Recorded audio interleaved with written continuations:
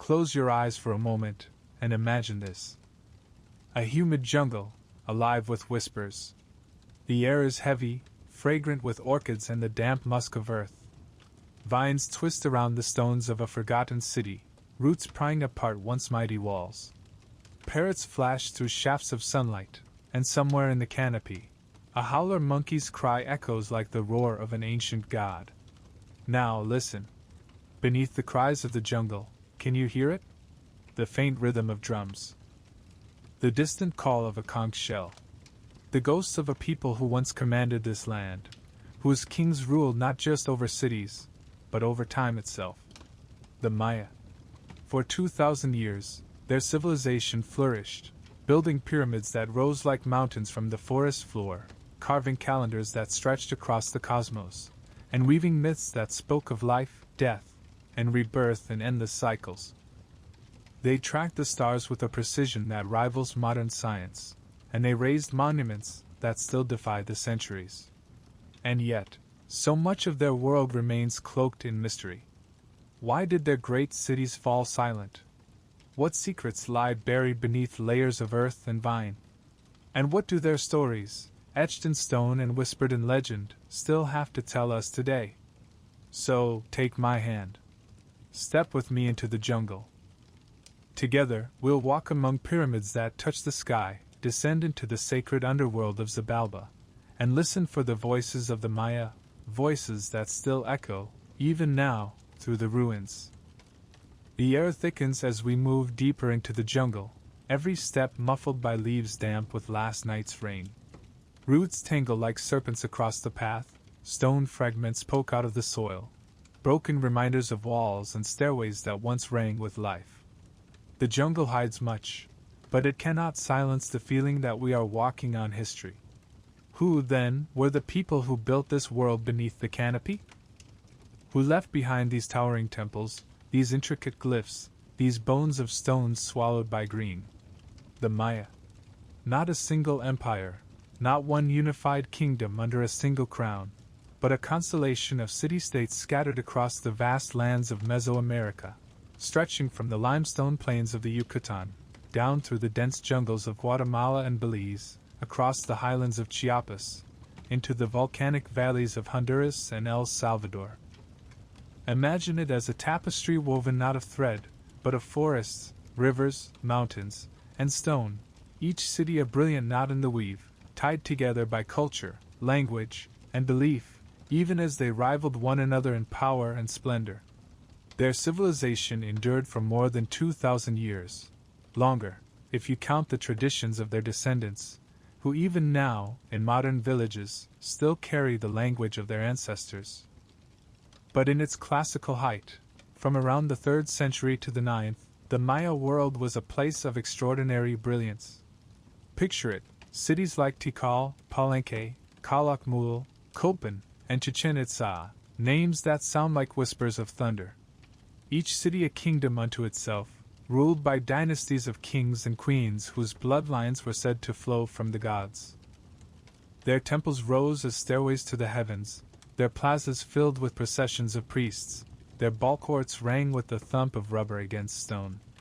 From afar, the jungle must have shimmered with their cities like emeralds and gold, towers of limestone gleaming in the tropical sun. But to understand who the Maya were, we must peel back the centuries not only through stones and ruins, but through the ways they lived, the ordinary as well as the divine.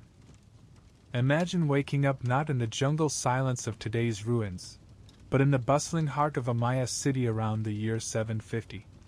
Dawn comes early here. The first light of the sun pierces the forest canopy, turning the mist golden. Smoke curls from household hearths as families stir awake. A woman grinds maize on a stone metate, the steady rasp of corn against stone echoing like a heartbeat. Children chase each other through courtyards, their laughter mixing with the calls of birds.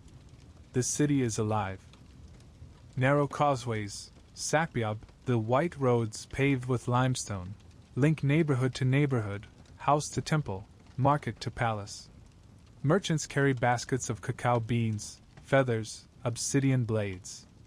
Farmers stream in from the surrounding fields, bringing squash, beans, maize, the holy trinity of crops that sustained this civilization.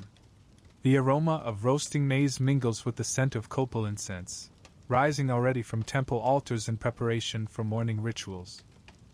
Above it all looms the pyramid, tall, steep, each step a challenge, each platform closer to the sky. From the top, a priest watches the sunrise align with the temple's corner, marking the day in the great cycles of Maya time.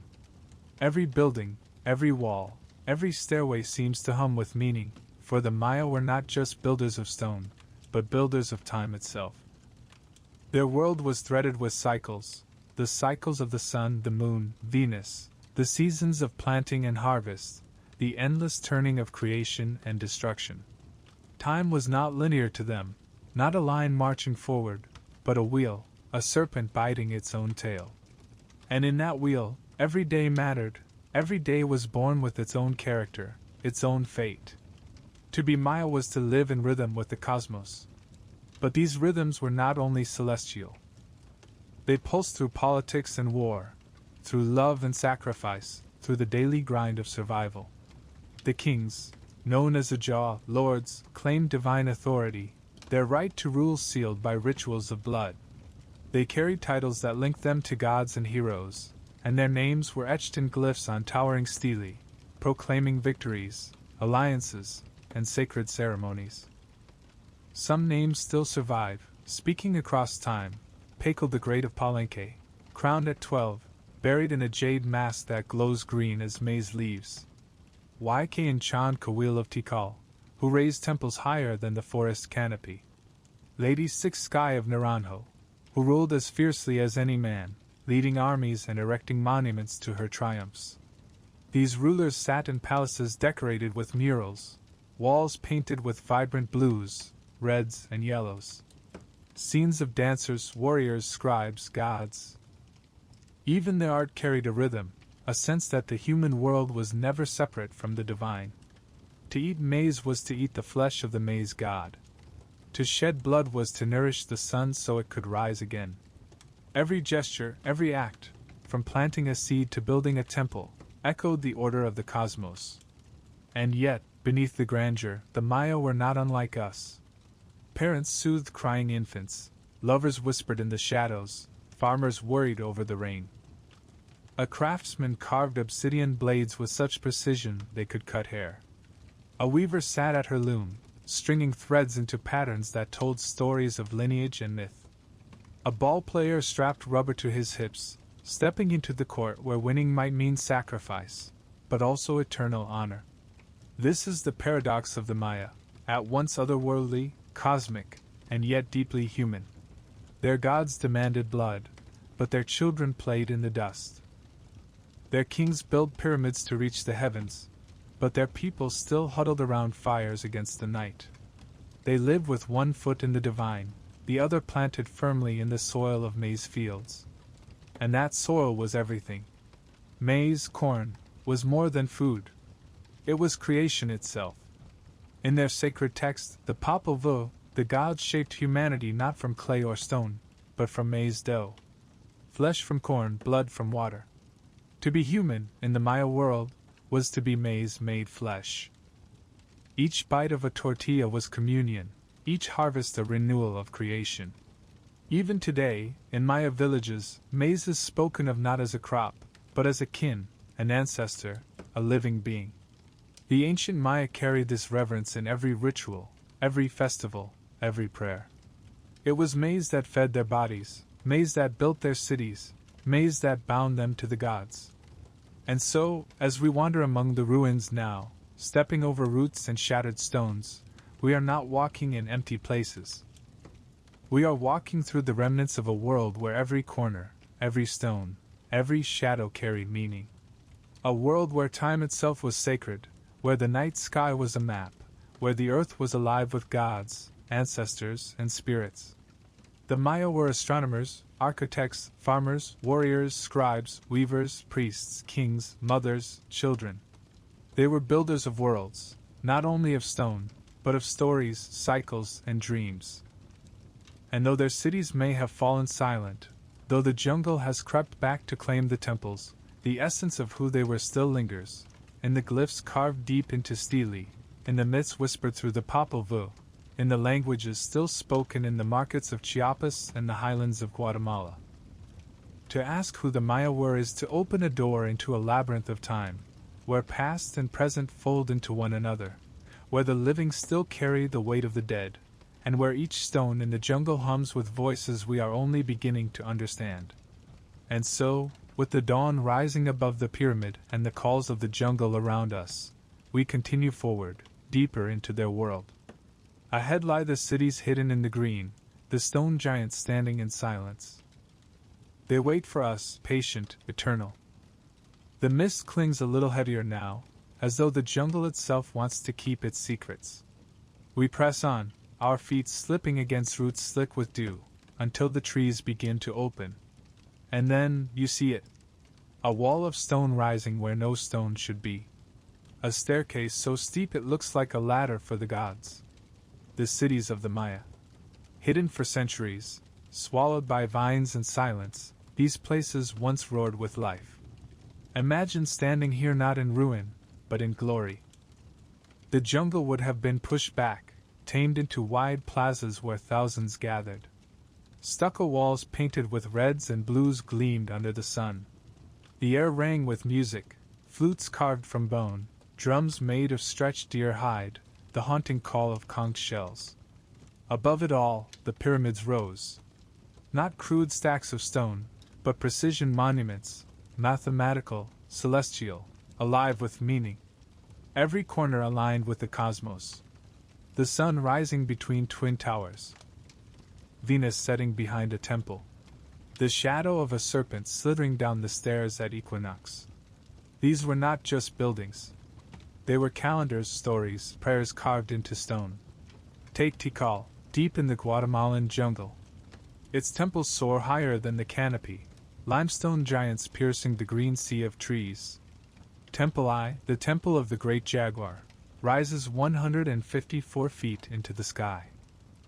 Climb its steep steps, and you stand where kings once looked down upon thousands of subjects gathered in the plaza below. Can you hear it? The roar of the crowd as a ruler emerges, dressed in quetzal feathers and jaguar skins, incense swirling around him like a storm. He is not just a man, he is the axis between earth and sky, the living bridge between mortals and gods. Or picture Palenque, in Chiapas, a city of water and light. Here, the temple of the inscription still guards the tomb of Paco the Great, sealed in a sarcophagus covered with carvings that tell the story of death and rebirth. The city is threaded with aqueducts, stone channels that carried streams through courtyards and into palaces. Imagine the sound of running water mixing with birdsong and the hum of life in a thriving city.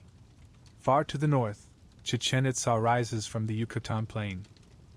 Its great pyramid, El Castillo, the Temple of Kukulkan, remains one of the most extraordinary achievements of Maya architecture. During the equinox, shadows fall in such a way that a serpent seems to descend the stairs, its body writhing down toward the earth. Thousands would have gathered here to witness it, gasping as the god of the feathered serpent revealed himself in light and shadow. To the Maya, this was no trick of geometry. It was proof that the temple itself was alive, that stone could speak the language of the heavens. And beyond pyramids there were observatories, like El Caracol at Chichén Itzá, where narrow windows framed the movements of Venus and the moon. There were palaces sprawling with courtyards, walls plastered with murals of battles and rituals. There were ball courts where games of life and death played out under the eyes of thousands. But what is most haunting today is the silence. Cities that once thrummed with tens of thousands of people are now overtaken by ceiba trees and strangler figs. Roots crack stone, birds nest in sanctuaries, jaguars prowl where kings once sat. The jungle has reclaimed what was once hers, draping the pyramids in vines, wrapping the plazas in green. Walk with me now through a ruin like Copan. The air is damp, the stones cool under your hand.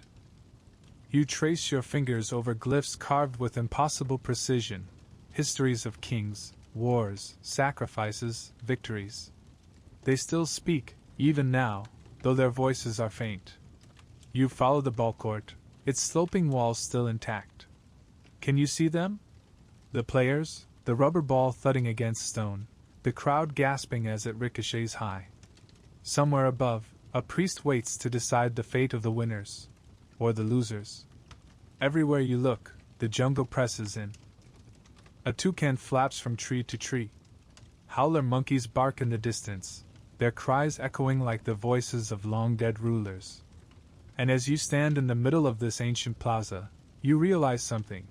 The Maya did not build their cities against the jungle. They built them with it. The stone quarry from limestone beds. The wood from ceiba and mahogany. The very shape of the cities carved from the contours of rivers and hills. The jungle was not an enemy. It was part of the city, part of the cosmos. To the Maya, the ceiba tree was the axis mundi, the world tree, its roots in the underworld, its branches in the heavens, its trunk the realm of the living. In the architecture of their cities, you can see this same vision, pyramids reaching up like trees, plazas opening like the earth itself, stairways connecting heaven and underworld. And yet, there is something unsettling here. For all their grandeur, many of these cities fell silent long before the Spanish arrived. By the 9th century, plazas that once held tens of thousands stood empty. Fires went cold, palaces abandoned. The jungle crept in. Archaeologists still debate why. Droughts? War? Overpopulation? Some combination of all. But walking through these ruins, the question presses at you with every vine that cracks a stair, every root that pierces a wall. How could so much splendor vanish into silence? And yet, it did not vanish completely. The Maya people endured. They still endure. In villages across Guatemala, Mexico, and Belize, Maya languages are still spoken, rituals still performed, maize still revered as sacred. The cities may be ruins, but the culture is not. The jungle hides the stones, but it cannot silence the people. For now, though, let us linger in the ruins. Breathe in the damp air, heavy with moss and incense. Let your fingers trace the glyphs that tell of kings long gone. Look up, past the ceiba trees, to where the pyramids still stand against the sky. The cities may be hidden, but they are not forgotten. And as the jungle hums with its eternal song, we turn toward another mystery. For among these cities, carved in stone and measured in shadows, the Maya left something else, something that endures not just in ruins, but in time itself. A calendar so complex, so precise, that it still stirs wonder today.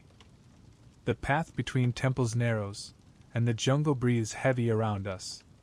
Roots curl over stone, as if time itself has tried to smother what once was.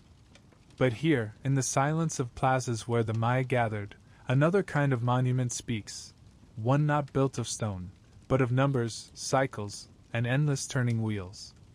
For the Maya, time was not a straight road leading away from the past. Time was alive. Time circled back upon itself, like the serpent biting its tail, like the sun reborn each dawn. To walk in a Maya city was to walk not just through stone, but through calendars carved into its very walls. Imagine standing before a carved stela, tall and narrow, its surface alive with glyphs. At first they look like pictures, but soon you notice the rhythm, the repeating signs for days, the numbers spiraling through cycles. These were not idle decorations. They were records, anchors, maps of existence. To the Maya, time was sacred substance, a living order woven by the gods at creation. And to honor that order was to keep the world itself in balance. The Maya counted days with a devotion that seems almost otherworldly. Not simply one calendar, but several interwoven, ticking together like gears in some cosmic clock. The first, the Tzolk'in, a 260-day cycle, sacred and mysterious. Each day had its own sign, its own number, its own personality, born of gods, infused with destiny. To be born on a day was to carry its spirit, its fate throughout your life. Was your day ruled by the jaguar, fierce and shadowed? By maize, gentle and sustaining? by wind, quick and clever? Every child's birth was a thread tied to this cosmic loom. Alongside it ran the Hob, the solar calendar of 365 days, measured by the rhythms of planting and harvest. 18 months of 20 days each, with 5 nameless days left at the end, Wayeb, days of danger, when the boundaries between worlds grew thin. People avoided travel then, fearing the spirits that slipped through cracks in time. Imagine it, 5 days when the cosmos itself was unsteady, when you whispered prayers with every breath, hoping to reach the new year unscathed. But the true marvel came when these 2 cycles turned together, interlocking like gears. The calendar round, 18,980 days, about 52 years, before the cycle repeated. A lifetime, or close to it. To the Maya, it meant that your birthday, the precise combination of sacred and solar time, would not repeat until you were old, your hair silver, your life almost done. Imagine the weight of that, a destiny so rare, so precious, it might come only once in your lifetime. And still, beyond these, there was another measure, the long count. A way to stretch time not in years or lifetimes, but in vast epochs. Beginning from a mythical zero date, August 11, 3114 BC, by our reckoning, the Maya counted forward in cycles of 20s. 20 days to a yunal, 18 yunals to a ton, 360 days, 20 tons to a kaetan, 20 kaetans to a baktan. Enormous numbers, vast spans of time rolling forward, each baktan nearly 4 centuries long. Through this, they placed themselves in a cosmic story stretching not decades or centuries, but millennia. It was this calendar that sparked the modern fascination, the prophecy that in 2012 the world would end. Do you remember it? The news headlines, the doomsday cults, the midnight vigils waiting for the apocalypse? Yet for the Maya, December 21st, 2012 was never an end. It was simply the close of one great cycle, the completion of the 13th Baktan. A turning, not a termination. Just as the sun sets to rise again, so too did time and only to begin anew. To them, the end of a cycle was not destruction, but renewal. Think of it like standing at the Great Pyramid of Chichén Itzá during the equinox, watching the serpent of shadows slither down the stairs. The moment is fleeting, vanishing in minutes. But it is not an ending. It is proof of return, of recurrence, of balance restored. That was the Maya view of time, eternal return, cycles turning endlessly, the cosmos forever reborn. To live in such a world was to live aware of destiny's texture.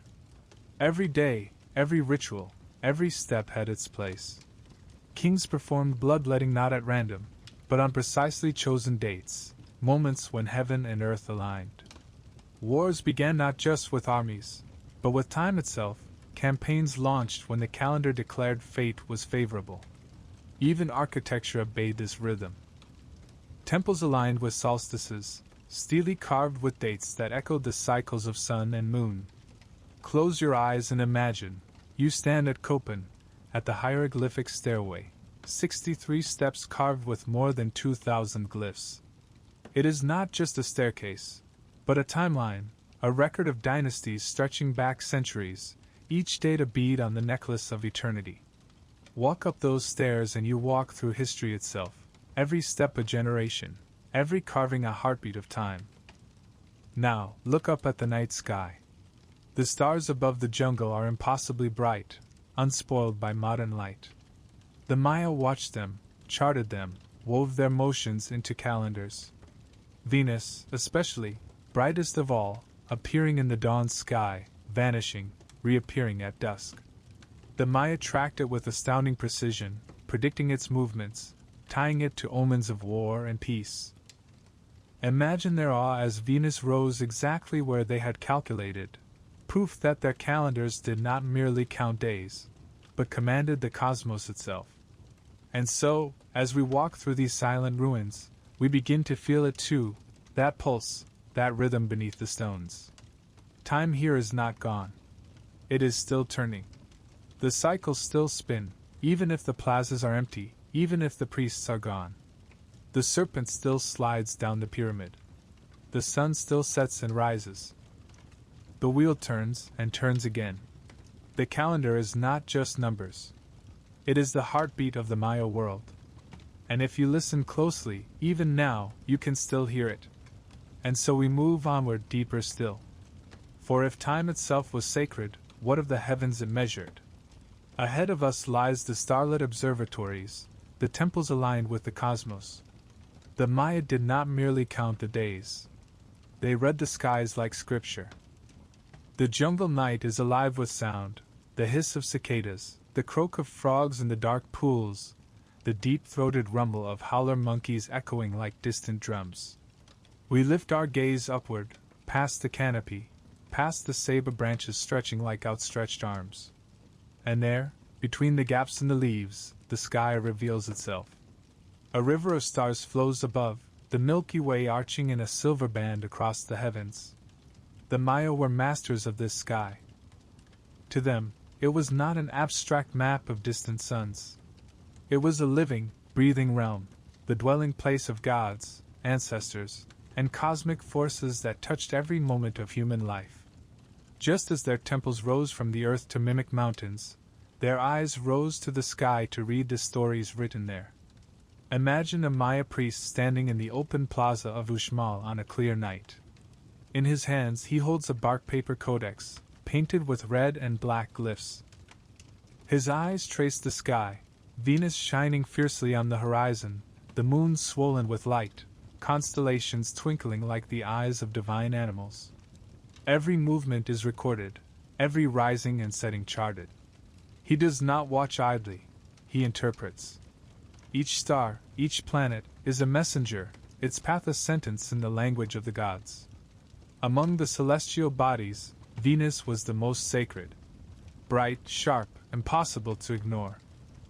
The Maya tracked its cycle with astonishing precision, charting its 584-day orbit with such accuracy that their predictions rival ours today. They knew when Venus would vanish, swallowed by the sun, when it would rise again as the morning star, and when it would return as the evening star. To them, Venus was not just a light in the sky.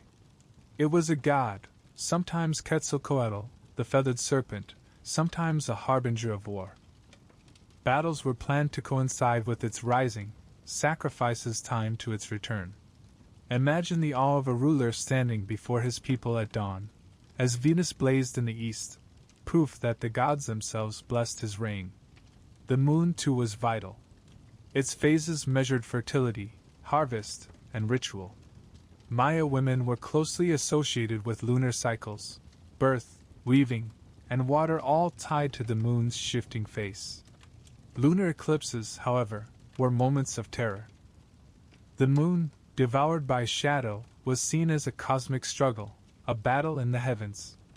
People beat drums, shouted, and clashed spears, trying to scare away the forces that threatened the celestial balance. And then the sun, the great heart of the cosmos. It was no mere star to them, but a god in constant battle. Each sunrise was victory, each sunset a perilous descent into the underworld. Solar eclipses were especially fearful, moments when the sun itself seemed to falter. Imagine the panic in the plazas, the priests rushing to offer blood, the people trembling as day turned suddenly to night. Would the sun return, or had the balance been broken? Only through ritual could order be restored. But the Maya did not only watch. They built for the heavens. Their cities were observatories in stone. At Chichén Itzá, the round tower known as El Caracol still stands, a spiral staircase winding upward, its narrow windows aligned to the setting of Venus and the solstices of the sun. Stand inside, and you can imagine the priests gazing through those slits, marking the passage of light, translating it into prophecy. At Uxmal, the pyramid of the magician rises with curves unusual for Maya architecture, aligned with celestial events. At Copan, stelae and stairways are inscribed not only with histories of kings but with astronomical data, tying human reigns to the cycles of stars. And across the Yucatan, small shrines, even humble stone houses, were built to align with equinoxes, solstices, and the turning of the heavens. The Milky Way, that great silver path, was to the Maya the road of souls, the great canoe that carried the dead into Xibalba, the underworld. Its arching band was not just a collection of stars, it was myth itself, spread across the sky. They saw in it the great cosmic crocodile, the celestial canoe, the tree of life stretching into the heavens. On nights when the Milky Way glowed bright and clear, it was as if the very fabric of myth was visible to all, reminding them of their place in the cycle of death and rebirth. And what of comets, meteors, sudden streaks of fire across the night? To us, curiosities. To the Maya, omens. Dangerous, unpredictable. They recorded them as warnings, portents of famine, war, or the fall of dynasties. The sky was never empty. It was alive with meaning, thick with messages, a text to be read by those who knew its code. Pause for a moment and imagine it, you lying on the stone steps of a temple as night falls, the jungle cooling around you, the stars igniting overhead. No electricity. No city lights. Just the vast sky, sharp and endless. The Maya lived in that world every night.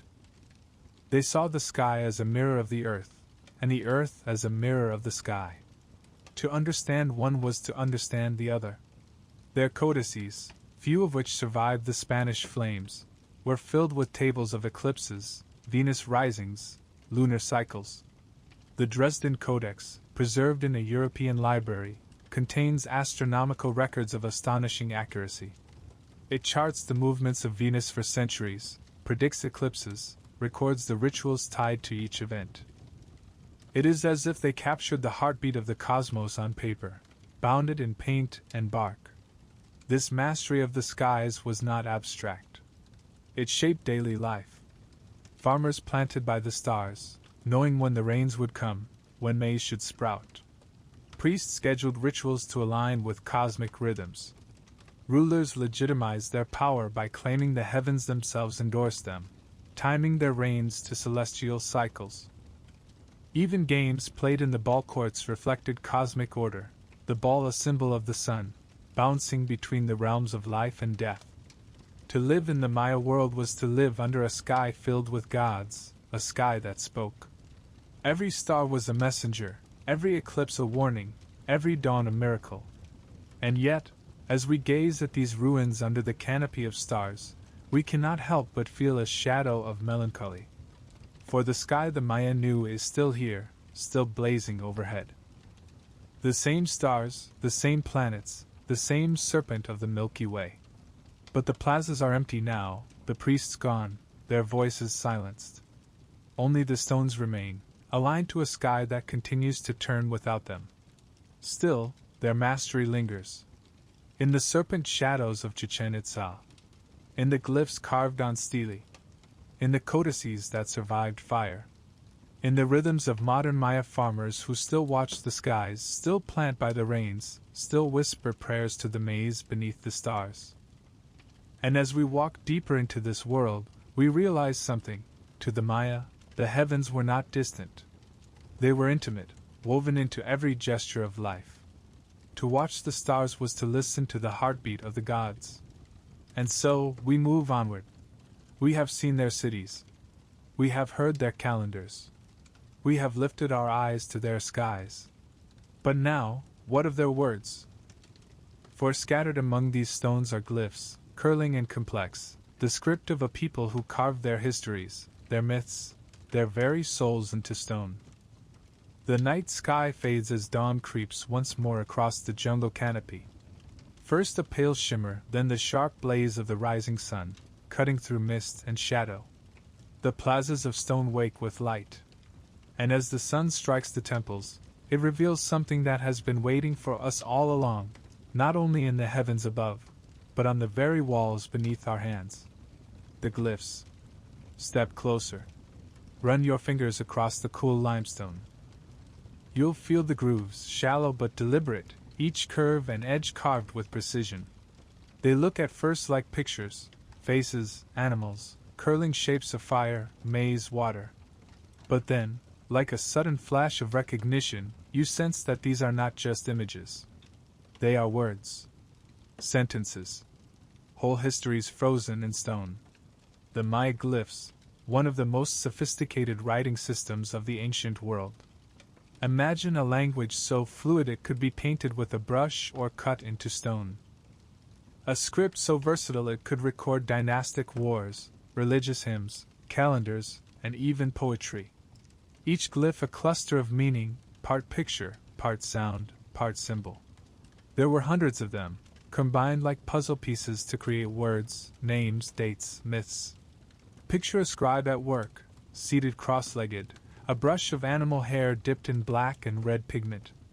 Before him lies a codex of bark paper, smoothed and coated with lime. He paints glyphs with elegant strokes, his hands steady, his eyes focused. Around him, the palace hums with life. Courtiers speak softly, incense burns, the ruler dictates his lineage to be immortalized in ink. To be a scribe was to be a keeper of eternity. The glyphs recorded not only the daily business of kings but also the eternal cycles of the cosmos. They named the gods, described sacrifices, preserved myths. They were painted on murals, carved into jade, etched onto bones, inscribed on obsidian blades. They were everywhere, a lattice of language binding the Maya world together. But then darkness.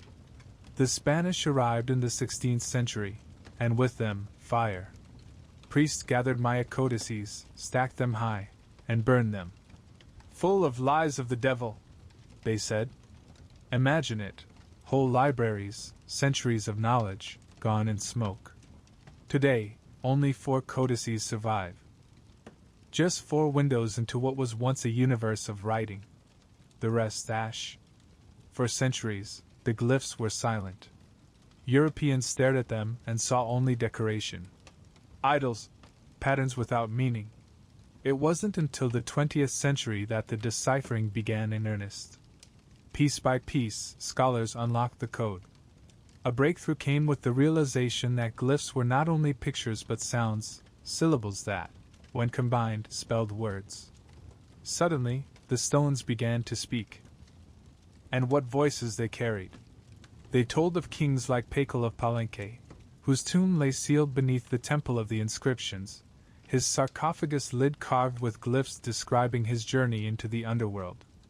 They told of Lady Six Sky, who ruled Naranjo, her deeds etched in stone with the same authority as any man's. They told of battles fought, alliances forged, dynasties rising and falling. The glyphs turned silent ruins into bustling histories, where rulers had names, voices, ambitions. But the glyphs also told stories beyond politics. They preserved the sacred. In the Popol Vuh, myths of creation and the hero twins were first whispered orally, then rendered in glyphs. They told how the gods fashioned humans from maize, how the twins descended into Xibalba, how the world was reborn in cycles. These stories were etched into temple walls, woven into the very identity of the Maya.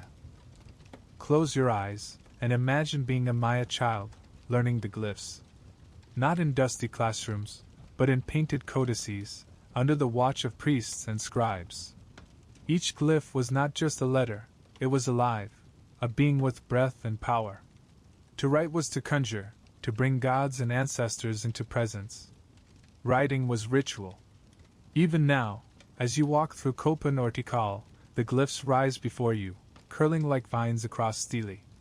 Some are weathered, half lost to rain and root. Others remain sharp, their faces staring out after 1,000 years. They are stubborn, defiant, survivors.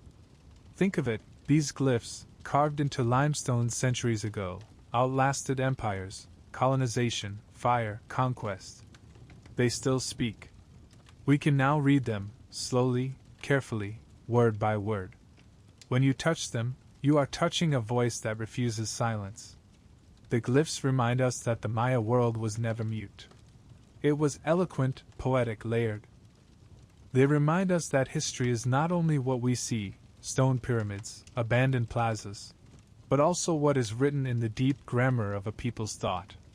And in those curling glyphs, we see not only the Maya's kings and gods, but their laughter, their fears, their longing to be remembered. And so we walk onward. Past the stelae, past the carved stairways, past the codices preserved in glass. The glyphs have given us their voices.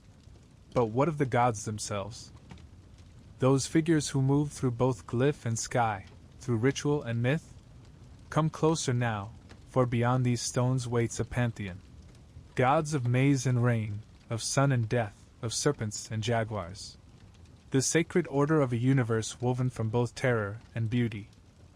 The jungle air thickens as we move away from the stelae and their curling glyphs. The stone has spoken to us of kings, of battles, of creation stories carved into eternity. But if we lean closer, if we listen not only to the words but to what breathes between them, we begin to feel the presence of something larger still. The gods. For the Maya, divinity was not confined to temples or distant heavens. The sacred was everywhere, woven into maize stalks swaying in the fields, in the thunder that split the summer sky, in the cool darkness of a cenote, in the first cry of a newborn child. Their gods were not abstractions. They were immediate, embodied, as close as the air in your lungs, as vast as the Milky Way overhead. Close your eyes and picture it, a Maya city at dawn. The people gather in the plaza, incense smoke curling skyward, drums beating slow and steady. From the pyramid, a priest appears, his body painted, his headdress heavy with quetzal feathers. His blood, drawn from his own flesh, drips onto bark paper, feeding the fire. The smoke rises, carrying it upward. This is not just ceremony, it is necessity. The gods must be fed, the balance must be kept. Without offering, the sun might not rise, the rains might not fall, the maize might wither. The Maya pantheon was vast, layered, shifting. Gods wore many faces, changed forms, carried multiple names. But at its heart lay a sacred order, a cosmic balance that bound gods, humans, and the natural world together. There was Chichén, the sun god, radiant and fierce, often shown with a square, cross-eyed face, sometimes emerging as a jaguar at night. He was life-giver and destroyer, each dawn his victory over darkness, each dusk his descent into Xibalba, the underworld. To keep him strong, rulers offered their blood, echoing his eternal sacrifice. There was the maize god, graceful, youthful, his head shaped like a ripening ear of corn. He was not only food, but the very substance of humanity. In the Popol Vuh, the gods failed when they made men from mud, failed again when they shaped them from wood. Only with maize dough did they succeed. To the Maya, the maize god was father, ancestor, sustainer of flesh itself. His death and rebirth mirrored the planting and harvesting of corn, the stalk cut down, only to sprout again. Each tortilla, each sip of atol, was communion with him. There was Chak, the rain god, wild and powerful, his face marked by curling fangs and the flash of lightning. He wielded an axe that cracked thunder, striking clouds to release rain. Farmers prayed to him, offered him jade and blood, begged him for the rains that meant life. Without Chak, the fields would dry, famine would follow. Even today, in some Maya villages, offerings are still made to Chak when drought threatens. His presence has not vanished. There was Nine Chel, goddess of the moon, of weaving, of childbirth. Sometimes she appeared as a beautiful young woman, radiant with fertility.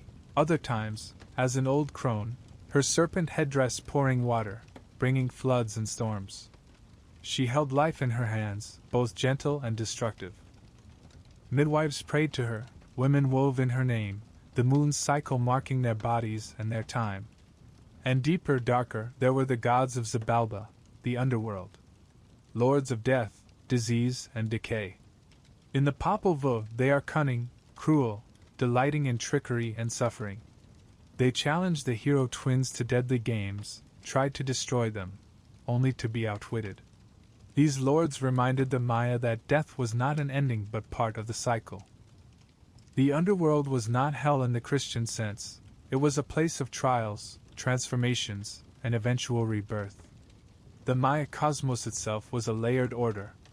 13 heavens above. 9 layers of Xibalba below.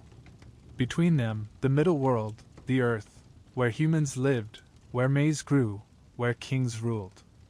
At the center of it all stood the world tree, the great Seba, its roots reaching into the underworld, its branches stretching into the heavens. Its trunk was the axis mundi, the cosmic pillar that linked all realms. Every Maya city, every pyramid, echoed this tree. To climb a temple was to ascend the trunk, to move closer to the divine. The kings, too, were part of this sacred order. They were not simply rulers of people, but mediators between worlds.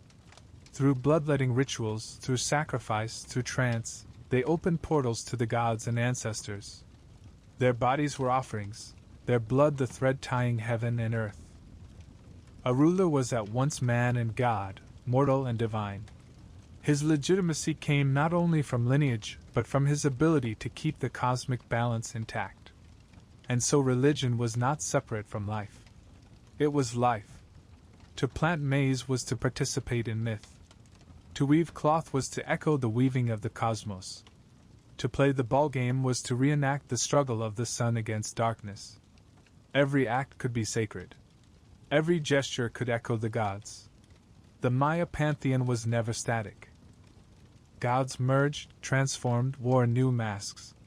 Some appeared as animals, jaguars, serpents, birds. Others as natural forces, storm, fire, wind. Some as ancestors, their power lingering in bones, in skulls, in relics. It was a world alive with presences, seen and unseen, always watching, always demanding respect. Pause for a moment here in the plaza. The incense still burns. The pyramids rise like mountains. Imagine the weight of that sacred order pressing in on every Maya life.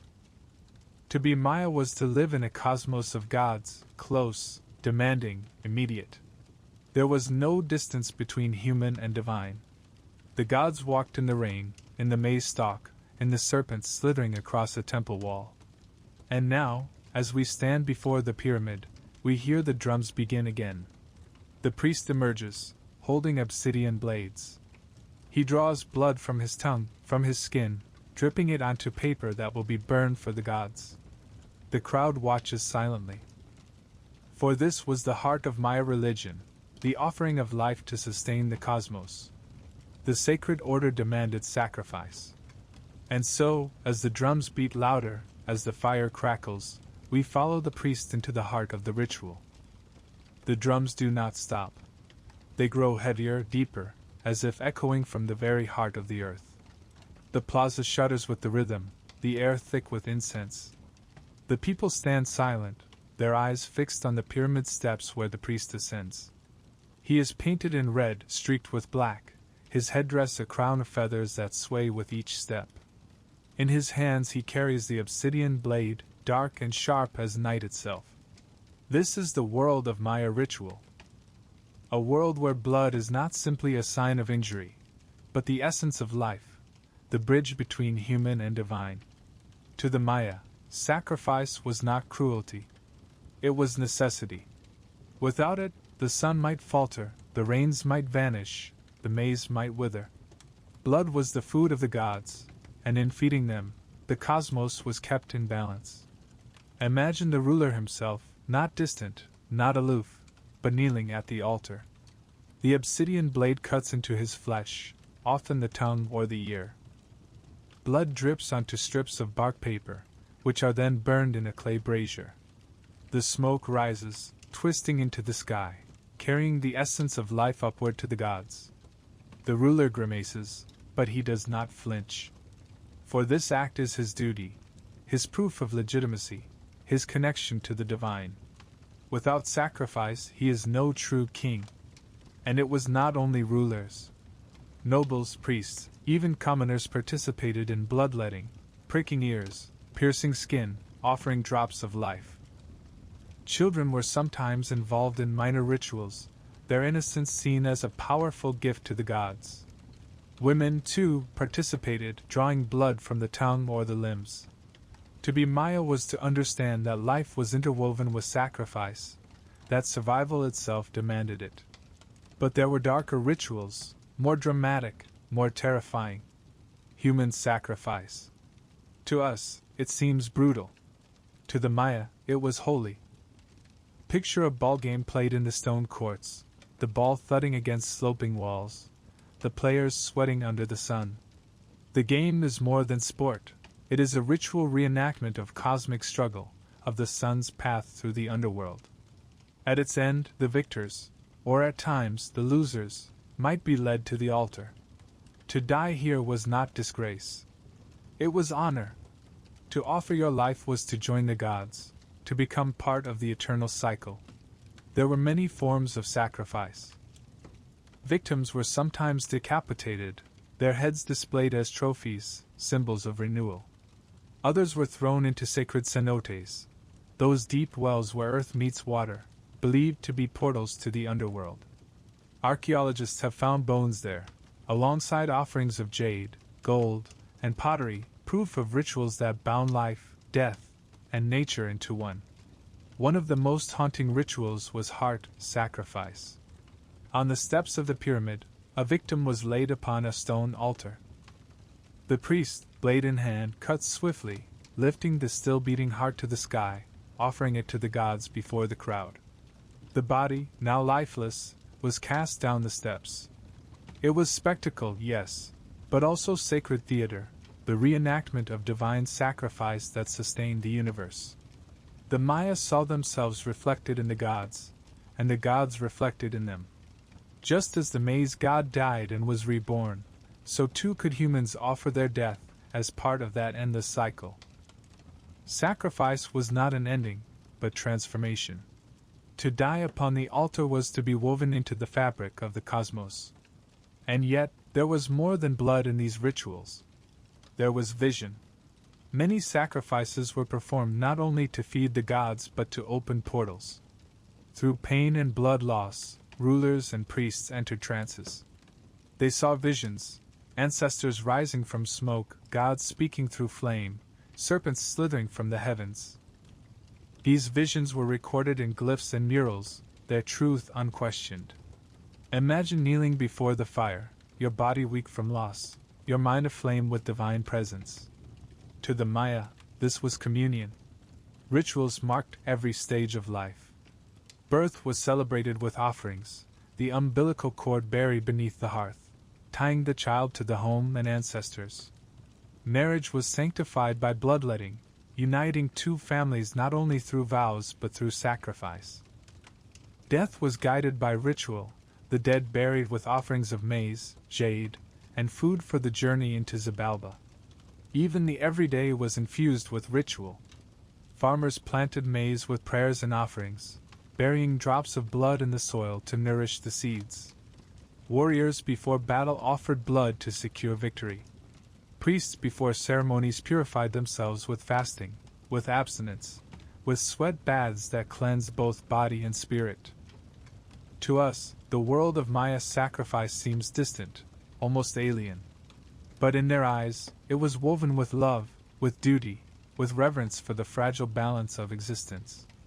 They lived in a cosmos where the gods had sacrificed first, where creation itself was born from divine suffering. The hero twins of the Popol Vuh faced death in Xibalba, only to rise again as sun and moon. The maize god fell into the underworld, only to sprout anew. To imitate these acts was not cruelty, it was participation in the great story of the universe. And so, as the drums slow, as the smoke drifts upward, as the blood dries on stone, we begin to understand. These were not rituals of despair, but of affirmation. Acts that bound people to gods, bound rulers to cosmos, bound the living to the dead. The plaza grows quiet now. The priest descends the steps, his hands still stained. The crowd begins to disperse. The smell of incense lingers, sweet and sharp. The stone beneath our feet is warm with sun, but we feel the weight of what has passed. The Maya lived in cycles of life, death, and rebirth. And nowhere is that more vivid than in their great myth of creation, the Popol Vuh, a story not only of gods but of heroes, trials, sacrifice, and the birth of humanity itself. The incense still lingers in the air, smoke curling like pale serpents into the morning sky. The drums have fallen silent, and yet, in the hush that follows sacrifice, another sound rises. It is softer, older, not the beat of skin on wood, but the murmur of voices around a hearth fire. For beneath the weight of ritual and the stone of temples, there lies something deeper still: story. The Maya carried their cosmos not only in temples and glyphs but in myth, spoken from lips to ears, generation after generation. And at the center of those stories lies their great book of creation, the Popol Vuh. A text first whispered in the dark centuries before it was ever written down. A story of gods and heroes, of death and rebirth, of maize and blood, of the eternal cycle. Listen now, for this is how the Maya told the beginning of the world. At first, there was nothing. Only the sky, only the sea. The world was still. No earth, no sun, no moon.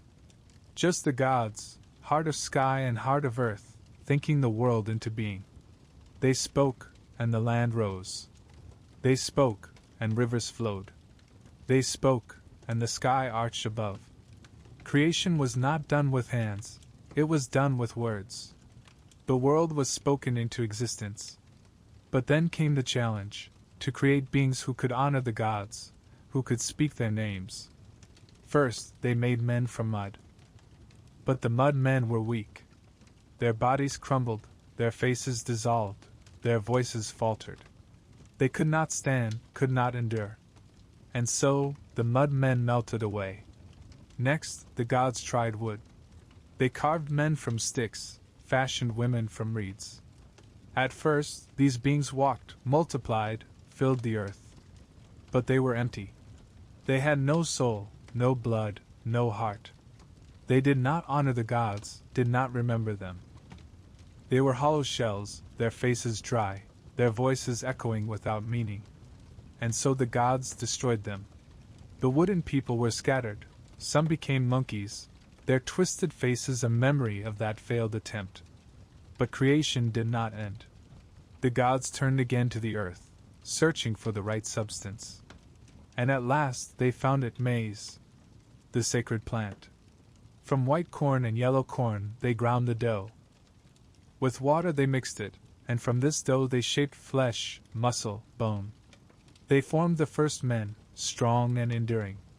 Maize was not only food, it was life. From maize humanity was born. The Maya knew themselves as the people of maize. Every tortilla, every tamale, every stalk in the field was not only sustenance but sacred ancestry. Yet before humanity could thrive, another story unfolded. The story of the hero twins, Hunahpu and Zbalanque. Sons of a father who had been lured to the underworld, to Xibalba, and killed by the lords of death. From his skull, hung in a calabash tree, they were conceived, born of miracle, destined for trial. As boys, the twins grew skilled in the sacred ballgame. Their play was loud, echoing across the land, until it reached the ears of the lords of Xibalba. Angered, the lords summoned them to the underworld, just as they had summoned their father before. But unlike him, the twins were cunning. In Xibalba, the lords tested them with trials, dark houses filled with knives, with fire, with cold. Each trap was meant to destroy them. But the twins outwitted the underworld, tricking its rulers, surviving each challenge. Finally, they played the ballgame itself against the lords. Once more, death tried to claim them. Once more, they triumphed. But their greatest act came not in victory, but in sacrifice. The twins allowed themselves to be killed, their bodies ground into dust and cast into the river. From that dust, they rose again, transformed, radiant. They returned to Xibalba not as victims but as masters, tricking the lords into demanding their own sacrifice. One by one, the rulers of death were destroyed, undone by their own hunger for blood. And so the twins rose into the heavens. One became the sun, the other the moon. Together, they brought balance, light and shadow, day and night. Their triumph ensured that death was never final. that life would always return. To the Maya, this was more than myth. It was the pattern of existence. Life is born, dies, and is reborn. Maize is planted, cut down, and sprouts again. The sun falls each evening, only to rise at dawn. Even humans, shaped from maize, return to the earth, feeding the soil that gives rise to new life. Sit for a moment with that thought. Imagine being a Maya farmer, pressing seeds of maize into the dark soil. You know that soon the rains will come, that the stalks will rise, that harvests will follow. But you also know the deeper truth, that you are planting not only food, but the very substance of your own being. Each stalk is kin, each kernel a reflection of yourself. To eat maize was to be sustained by your own ancestor. To plant maize was to ensure the cycle of humanity itself. And around the hearth, as children listened to the story of the hero twins, they understood that their lives too were bound to this cycle. Death was not to be feared as annihilation, but embraced as passage, as transformation, as return.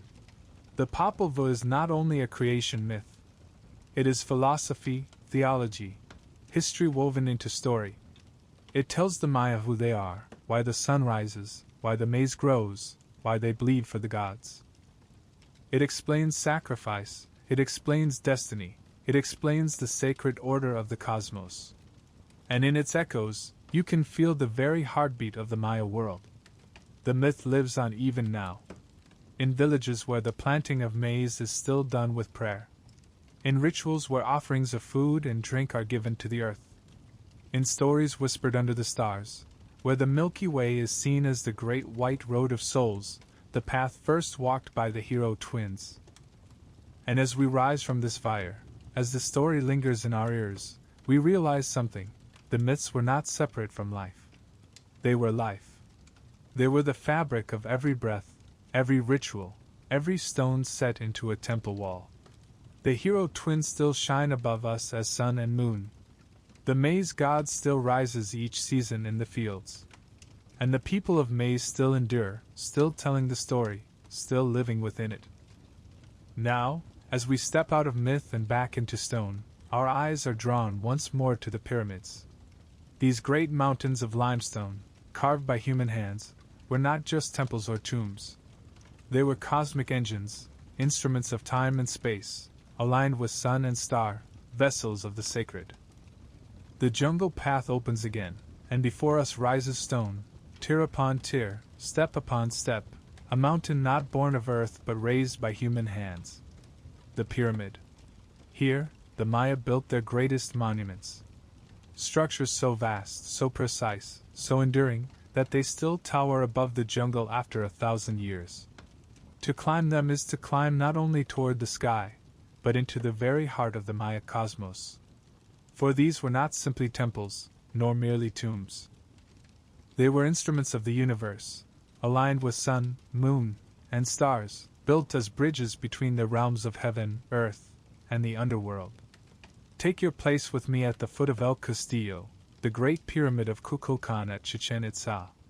Its limestone steps rise in 4 steep stairways, each pointing to a cardinal direction, each flanked by serpent heads at the base. From below, the pyramid looks solid, immovable, eternal. But watch carefully at the time of equinox.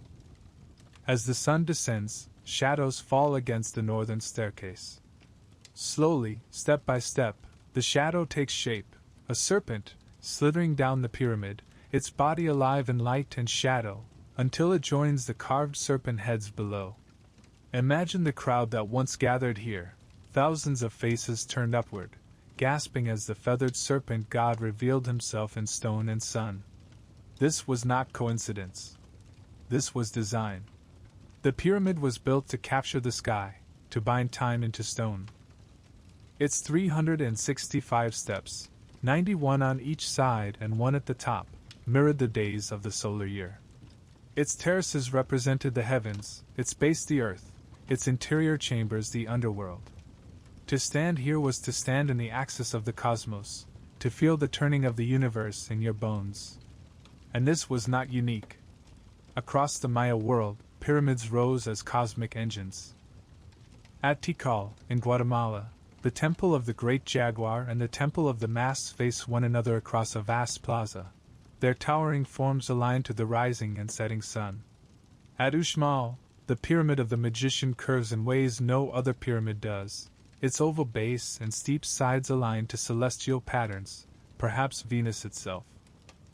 At Palenque, the temple of the inscriptions was both shrine and tomb, its hidden stairway leading down to the sarcophagus of Pakal the Great, where carvings show him descending into the underworld and rising again, reborn in the cycle of maize and sun. Each pyramid was a mountain, but also a calendar. Each was a tomb, but also a resurrection chamber. Each was a stage upon which ritual was performed not just for the people, but for the cosmos itself. Close your eyes and feel it, the weight of thousands of feet ascending these steps, the chants echoing in the plaza, the smoke of copal incense rising in spirals. From the summit, the view stretches over jungle and sky. Here the ruler appears, clad in jaguar skins, crowned in quetzal feathers, his blood offered to the gods. The pyramid is his throne, but it is also his bridge, between himself and the heavens, between his people and eternity. But these pyramids hold secrets still. Beneath their stones lie hidden chambers, tunnels, offerings sealed away. At Chichén Itzá, archaeologists discovered that El Castillo is not one pyramid, but three. Like layers of a cosmic onion, each new temple was built atop the old, each layer carrying forward the sacred power of its predecessor. Within its depths lies a chamber with a red jaguar throne, inlaid with jade spots, still waiting in silence. At Palenque, beneath the temple of the inscriptions, the tomb of Pakal was found sealed for over a millennium. His sarcophagus lid shows him not simply as a dead king, but as a cosmic figure, falling into the jaws of the underworld yet rising upon the world tree, reborn as the maize god. To enter his tomb was to step into myth, to walk into the very story carved in stone. And then there are the pyramids lost, half swallowed by jungle, their stones cracked by roots. Many remain unexcavated, their chambers still hidden. What lies within? More rulers? More treasures? Or perhaps secrets we cannot yet imagine, texts, codices, voices of a people silenced by conquest yet waiting to be heard again. The pyramids were not silent stones. They were storytellers. Their alignments told the time of year. Their stairways echoed the steps of myth. Their chambers housed the dead and promised their return. To climb them was to ascend the world tree, to touch the heavens, to see with the eyes of gods. Even now, when the plazas are empty, when the jungle presses close, the pyramids still breathe. At equinox, the serpent still descends El Castillo. At solstice, the sun still aligns with temple doors. The stones still remember, even if the people who carved them are gone. Stand here with me one last moment. Place your hand on the limestone. Feel its warmth, its roughness. This stone was cut, carried, placed by hands centuries ago, hands of workers, priests, kings, slaves, artisans. Each block a prayer, each step a covenant. The pyramid is not only a monument. It is a heartbeat frozen in stone, pulsing still in the rhythm of sun and shadow. And as we step away, leaving the serpent to its descent, another sound calls to us. A thud, a bounce, a cheer. From the plazas beside the pyramids rise the courts of a sacred game. Not merely sport, but ritual, drama, life and death entwined.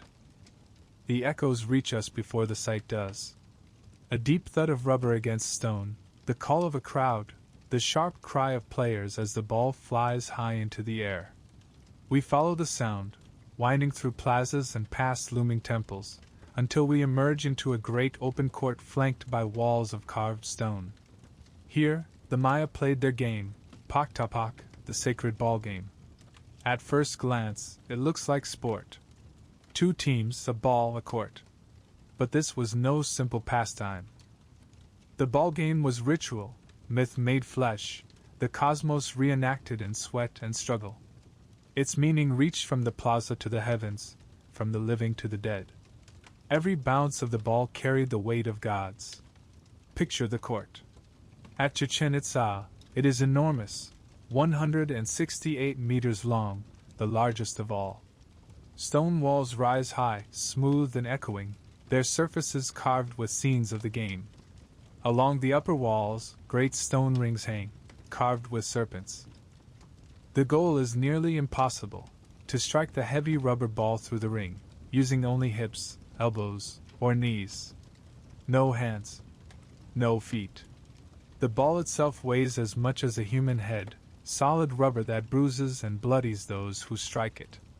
To play is to suffer. To score is nearly miraculous. Yet the game was more than contest. It was cosmic drama. The ball symbolized the sun, its path across the court mirroring its journey through the sky and the underworld. The two teams were light and darkness, life and death, order and chaos. Every match retold the story of the hero twins of the Popol Vuh, who challenged the lords of Xibalba in their own ball court, defeated them, and brought balance to the cosmos. To watch a game was to see myth unfold again, in real time, before your eyes. The players were not ordinary men. They were chosen, trained, adorned with protective gear of leather and wood. Their bodies were decorated with paint, their headdresses marked them as warriors, as embodiments of mythic figures. On the court, they were not merely athletes. They were ritual actors, performing a sacred play whose outcome could shape the fate of the city. And at times, the end of the game was death. Sacrifice was entwined with the ballgame. Some courts show carvings of decapitation, the captain of a team kneeling, his head severed, serpents and maize sprouting from the wound, symbolizing renewal. Was it the winners who were sacrificed, offered as honored gifts to the gods? Or the losers, punished for their failure? The truth may have varied from city to city, from era to era. But what is clear is that the game carried stakes far beyond victory or defeat. To play was to risk one's life, to place oneself into the turning wheel of the cosmos. Imagine the crowd gathered here centuries ago. Thousands packed into the stands, incense rising, drums pounding. The ball bounces, echoing against the stone. Players hurl themselves into the dust, their hips and elbows bruising, the ball flying dangerously close to faces and skulls. Every strike is cheered, every fall lamented. When the ball strikes the ring, when it passes through, the crowd roars like thunder. And when the match ends, silence falls, for all know what is to come. The offering. The sacrifice. The reaffirmation of the cosmic order. The ballgame was not only spectacle. It was diplomacy. Rival cities sometimes settled conflicts through the game rather than open war. Ambassadors and nobles wagered prestige, wealth, even lives upon its outcome. To win was to prove divine favor. To lose could be humiliation, or worse, death. Yet not every game was blood-soaked. Many matches were played for ritual without sacrifice, or as training, or even for recreation. Children played smaller versions, their laughter echoing in village courts. Farmers played during festivals, celebrating the cycles of planting and harvest. But always, beneath the play, the cosmic echo lingered. Even the smallest game reflected the sun's eternal journey, the struggle of life against death. And the courts themselves were sacred spaces. Many were decorated with carvings of serpents, jaguars, and gods. At El Tajin, outside the Maya region but within the broader Mesoamerican tradition, more than a dozen ball courts lined the city, each a stage for ritual. At Copan, stone markers lined the court, carved with macaws, symbols of the sun. The very walls seem alive, speaking myth to the players, binding them to the cycle of the heavens. Pause a moment in this court. Run your hand along the stone. You'll feel the smoothness worn by centuries, the faint traces of carvings long weathered by rain.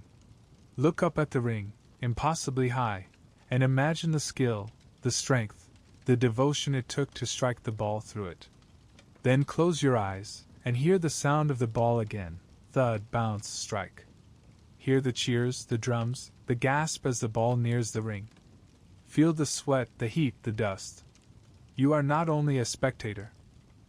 You are within the ritual, part of its rhythm, bound by its echo. The ballgame endured for centuries. Even after the great cities fell silent, even after the Spanish came with their iron and fire, the game lived on.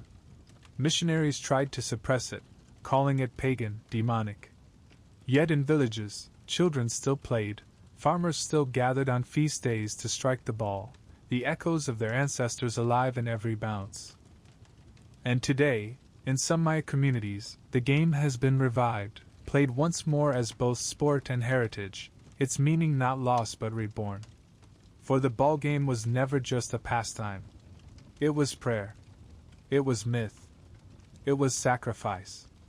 It was the sun itself bouncing across the court of the sky, forever pursued by darkness, forever reborn with each dawn. And as the game ends, as the crowd disperses, as the sun dips low, we step out of the court and back into the jungle. Our path winds now not toward the roar of crowds but towards something quieter, more intimate. For the Maya did not only give their blood on the altar or their lives in the ball court. They also healed. They studied the body, the plants, the mysteries of life itself. Their knowledge of medicine was as profound as their rituals, binding the physical to the spiritual, the human to the divine. The court lies behind us, still echoing faintly with the rhythm of the game, but now the sound fades into the hush of the jungle. Ahead, the air smells different, sharp, green, tinged with the smoke of herbs. We have arrived not at a temple or a pyramid, but at a healer's dwelling. A low house of thatch and stone, its walls lined with gourds, bundles of leaves, polished bones, clay jars filled with powders. Here, another side of Maya life reveals itself, not the spectacle of sacrifice, nor the grandeur of pyramids, but the intimate, fragile world of flesh and healing. The Maya were not only astronomers and priests. They were healers. They studied the body, the plants, the spirit. To them, illness was never just physical. It was spiritual, social, cosmic.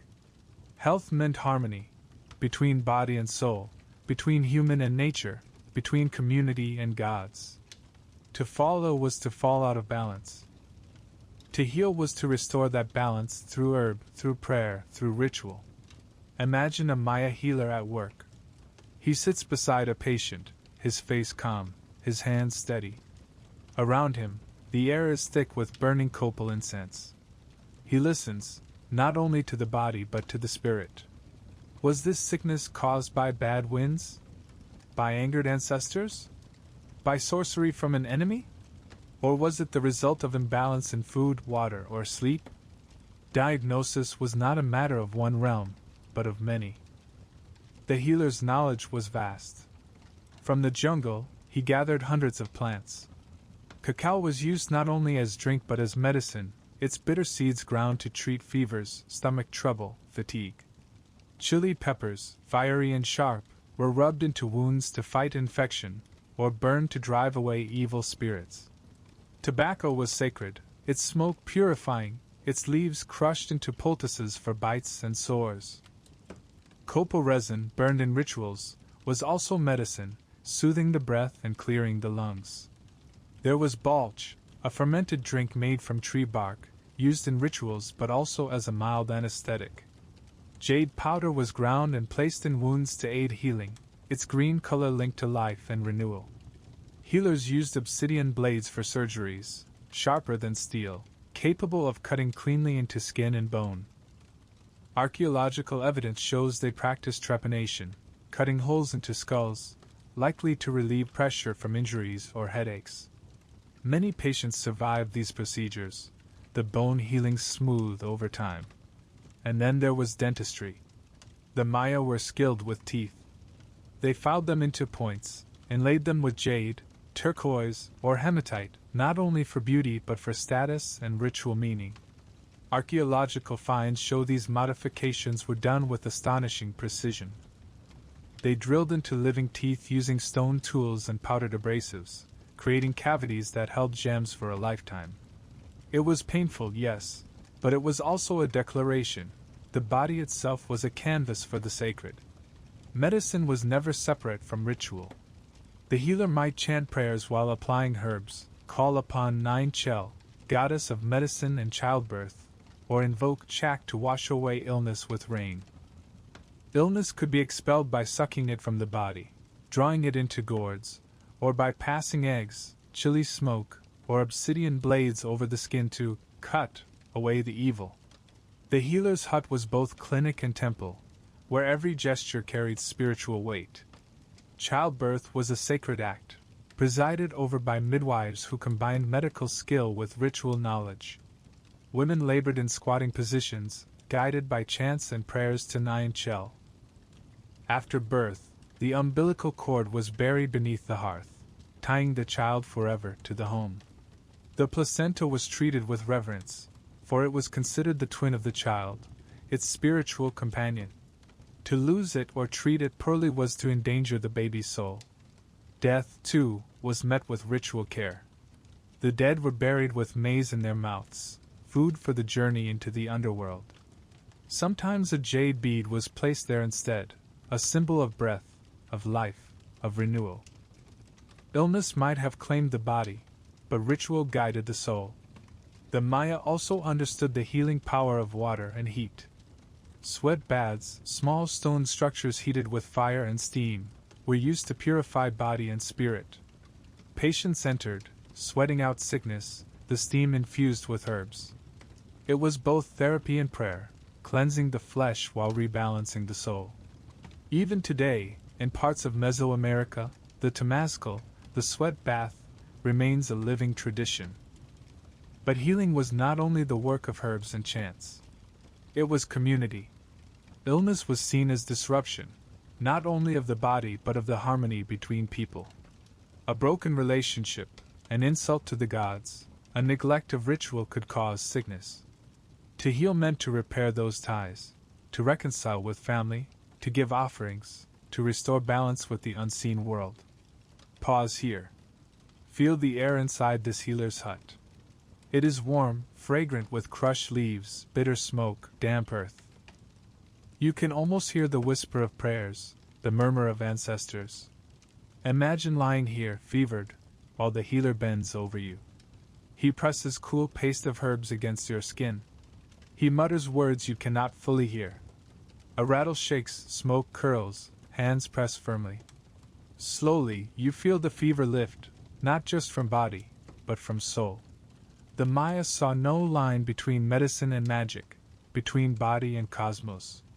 To heal was to call upon plants, gods, ancestors, stars. It was to weave the human back into the web of the world. And in that, they were visionaries. And yet, as we leave the healer's house, we sense a shadow. For not even the greatest knowledge of herbs and gods could stop what was to come.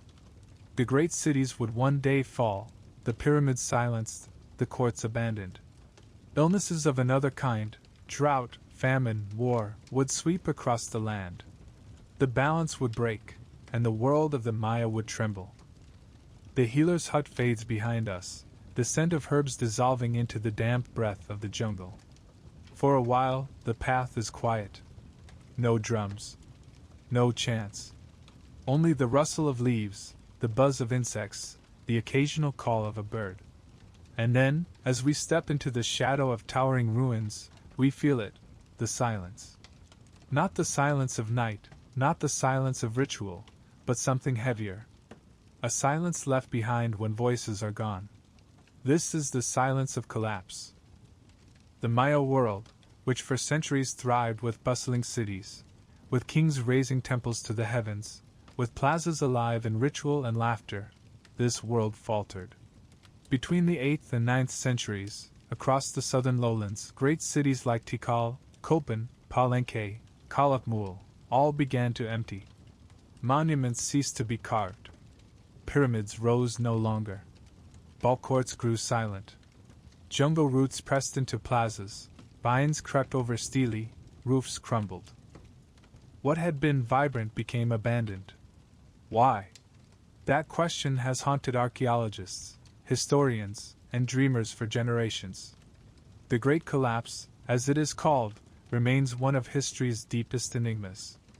Theories abound.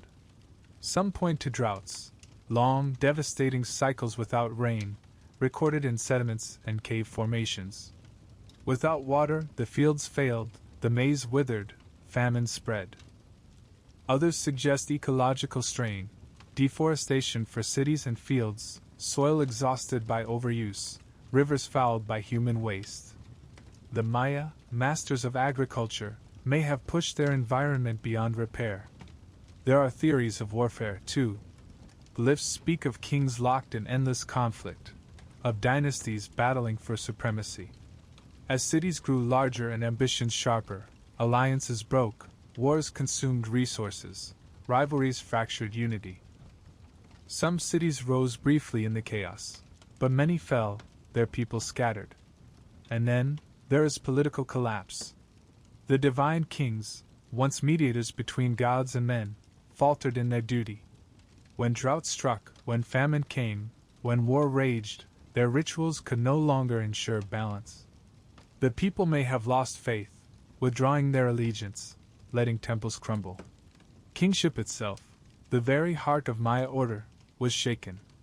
The truth, perhaps, lies in a combination of all these. Imagine drought pressing hard, harvests failing, hunger spreading. Imagine kings demanding more tribute, more sacrifice, more wars to appease gods who seemed no longer to listen. Imagine the forests stripped, the soil barren, the rivers low. Imagine people leaving cities, fleeing to smaller villages, abandoning monuments to the jungle. Slowly, stone by stone, silence fell. Walk with me through a city in decline. The grand palace is cracked, roofs fallen in. The plaza is overgrown, weeds sprouting between once smooth stones. A stela lies toppled, its cliffs half swallowed by moss. In the ball court, no sound echoes. Houses stand empty, hearths cold, walls sinking into earth. The air is heavy, as though the city itself remembers. You can almost hear the ghosts of laughter, of chants, of market cries, but only faintly, like memories fading with time. Yet collapse did not mean disappearance. The Maya people did not vanish. They moved. They adapted. Some cities in the north, like Chichén Itzá, Uxmal, and Mayapan, rose after the great collapse of the south, continuing the tradition in new forms.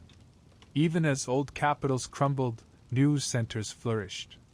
And the descendants of the Maya still live today, in Mexico, Guatemala, Belize, Honduras, still speaking Maya languages, still planting maize, still carrying traditions of their ancestors. The collapse, then, was not an end. It was a transformation. But for those who lived through it, the silence must have felt like apocalypse. To see pyramids abandoned, gods unanswered, kings powerless, it must have shaken the very heart of their world. Pause a moment here, among these ruins. Touch the stone, cool and rough. Imagine the last ceremonies held here, the final offerings, the final chants. Picture the last families leaving, carrying their belongings into the jungle, glancing back one last time at the pyramid where their ancestors had prayed for centuries. Imagine that weight, the grief, the fear, the uncertainty. The jungle reclaimed the cities. Roots broke through walls, vines draped temples, animals nested in palaces. For centuries, these places lay hidden, their silence broken only by wind and rain. When Spanish conquistadors arrived, they found not bustling cities but ruins swallowed by forest. The age of the great Maya capitals was over.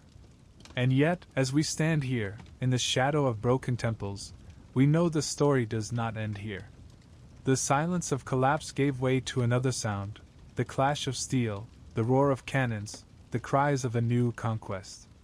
For soon, the Spanish would come, bearing their own gods, their own hunger, their own fire. The silence of the abandoned cities lingers in our ears as we walk onward, but the stillness is broken now by another sound, harsh, foreign, metallic. The clash of steel. The crack of muskets. The beat of drums not carved from hollow trees but marching in rigid rhythm. The world of the Maya, already weakened, would soon face a new storm, the coming of the conquistadors. It began in the early 16th century. To the east, across the sea, Spain had risen as a power hungry for wealth, land, and souls. When Hernán Cortés landed in 1519 and marched inland to topple the Aztec Empire, the tremors spread across Mesoamerica. Rumors of pale-skinned strangers with thunderous weapons, of horses that seemed half beast, half god, of diseases that withered the body in days. These stories reached the Maya long before the Spaniards themselves appeared. But unlike the Aztecs, whose empire fell swiftly with the capture of Tenochtitlan, the Maya were not one empire but many. Dozens of kingdoms, city-states, and towns spread across jungles, mountains, and plains. This fragmentation meant there was no single capital to topple, no single emperor to seize. Conquest here was slower, more brutal, more tangled. The Spaniards first set foot on Maya lands around 1511, when a shipwreck cast survivors upon the Yucatan coast. Some were killed, others enslaved, and one, Gonzalo Guerrero, was adopted into Maya society, married a local woman, and became a warrior for his new people. His children, mestizo, were among the first of a new lineage. Already, the worlds were beginning to blur. By the 1520s, Spanish expeditions pressed deeper. Francisco de Montejo and his son sought to claim Yucatan, marching into cities, demanding submission, burning resistance. Yet the Maya did not yield easily. Fierce battles raged. Towns rose up, vanished into the jungle, then struck again. The Spaniards burned temples, toppled idols, enslaved captives. But still the Maya endured. The conquest was not swift, it stretched across decades. Some regions resisted for nearly 2 centuries, fighting guerrilla wars from forests and mountains. The Chichén Itzá, deep in the lowlands, maintained their independence until 1697, when Spanish cannons finally shattered their island capital of Tayasal. Theirs was the last great Maya kingdom to fall, nearly 200 years after Cortés first landed. But though the Maya resisted bravely, the Spaniards carried allies more devastating than any sword. Disease. Smallpox, measles, influenza, illnesses unknown to the Americas, swept through villages, killing thousands, tens of thousands, entire communities. No ritual could stop it, no herb could cure it. Families perished, lineages broke, elders who held knowledge of gods and glyphs were lost. The invisible hand of plague tore deeper than any blade. And then came the flames. For the Spaniards saw Maya knowledge as heresy, their gods as demons. In 1562, the Franciscan friar Diego de Landa gathered Maya codices, their painted books, filled with centuries of wisdom, astronomy, history, and burned them in a great pyre at Mani. He believed he was saving souls, but in truth, he destroyed voices. Of the thousands of Maya books, only 4 are known to survive. 4. A silence carved by fire. Yet even de Landa, who condemned so much, preserved fragments. In his writings he described the glyphs, the rituals, the calendar, notes that centuries later helped scholars begin to decipher what the fire had nearly erased. In destruction, ironically, he left threads of preservation. But conquest was not only destruction. It was also reshaping. The Spaniards built churches atop pyramid foundations, Christian crosses where world trees once stood. Maya gods were recast as saints, their rituals blended into Catholic feasts. Outwardly, the Spaniards demanded conversion, but beneath the surface, Maya traditions endured, hidden, whispered, woven into new forms. Picture it. A village church in the 16th century. The friar leads Mass before an image of the Virgin Mary. Yet the villagers, as they kneel, see in her Ninchel, the goddess of fertility. At the altar, candles burn not only for Christ, but for maize, for rain, for ancestors.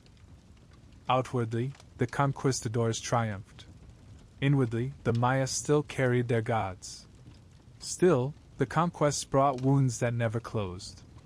Land was seized, communities were broken, labor demanded through the encomienda system, villagers forced to work fields, build roads, pay tribute. Families fractured under the weight of foreign demands. The sacred order that had once bound kings to gods was replaced with a distant crown across the ocean, its power enforced by soldiers, priests, and governors. Pause here in the ruins of a burned temple. Smell the charred stone, the smoke still lingering centuries later. Imagine the despair of priests watching their idols shattered, their codices burning, their gods called demons. Yet also imagine the quiet resilience of families who carried their stories into the fields, who whispered the names of the old gods by moonlight, who hid fragments of glyphs beneath floors. Conquest did not erase them. It scarred them, silenced them, but beneath the ashes, the Maya heart kept beating. And so the centuries turned. Spanish towns grew where Maya cities once stood. Cathedrals rose over temples.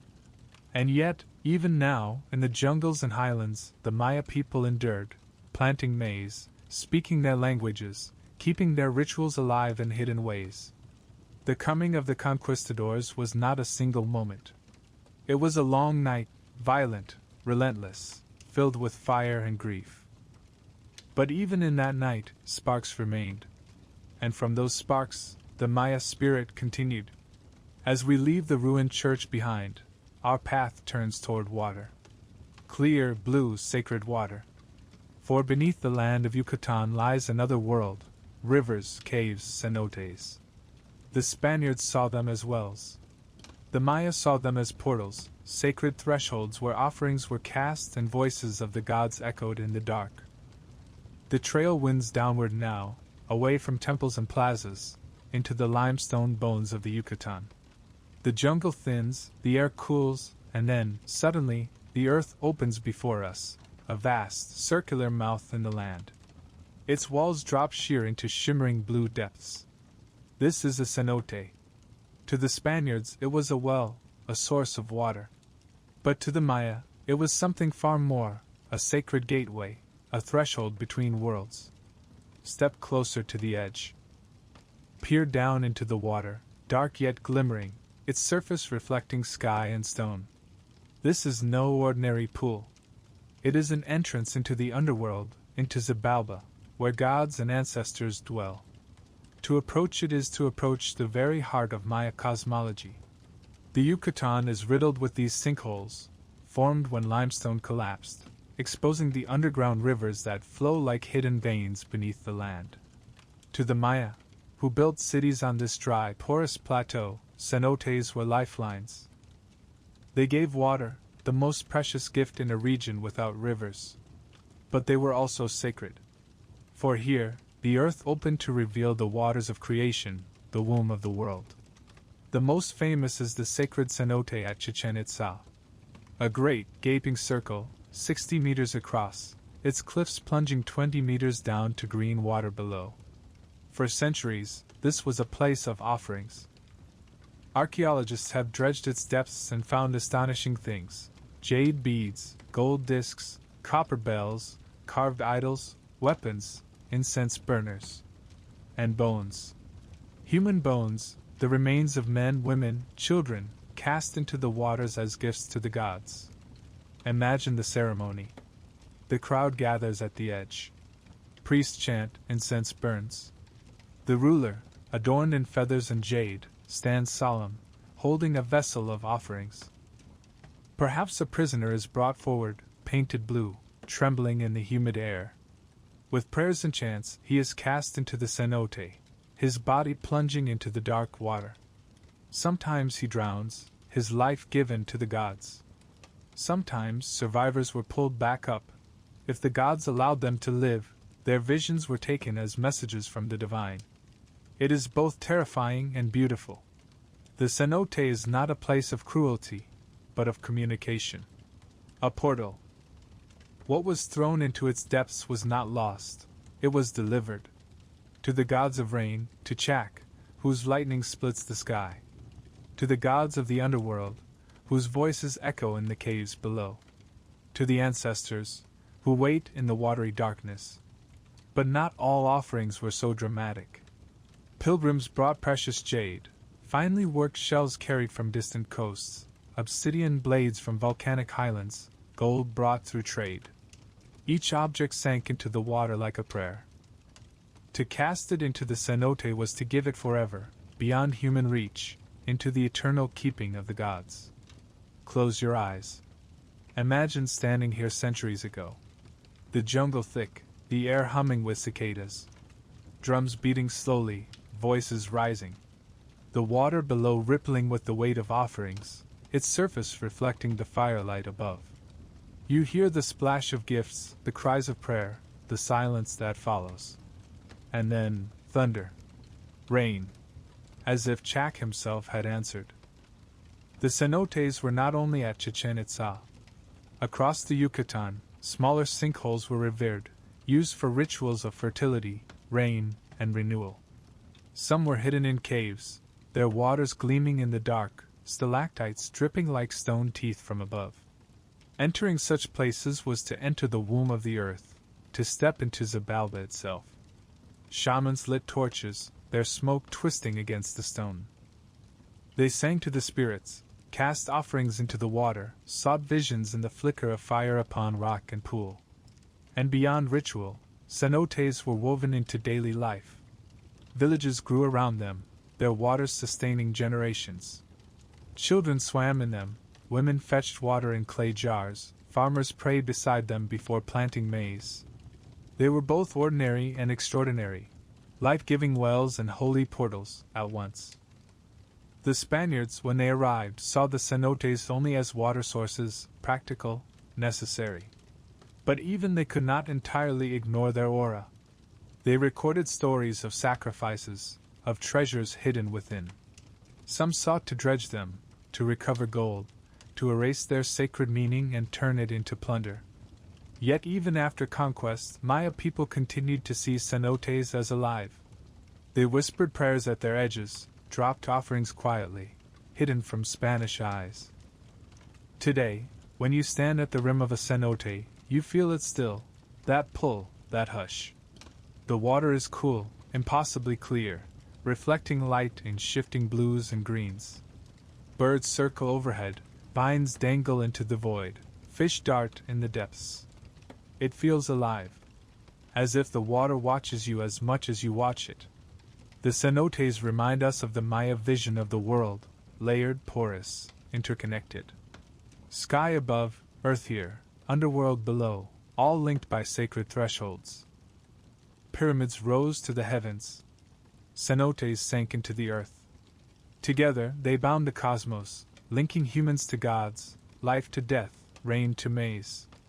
And as we linger at the water's edge, we see more than offerings.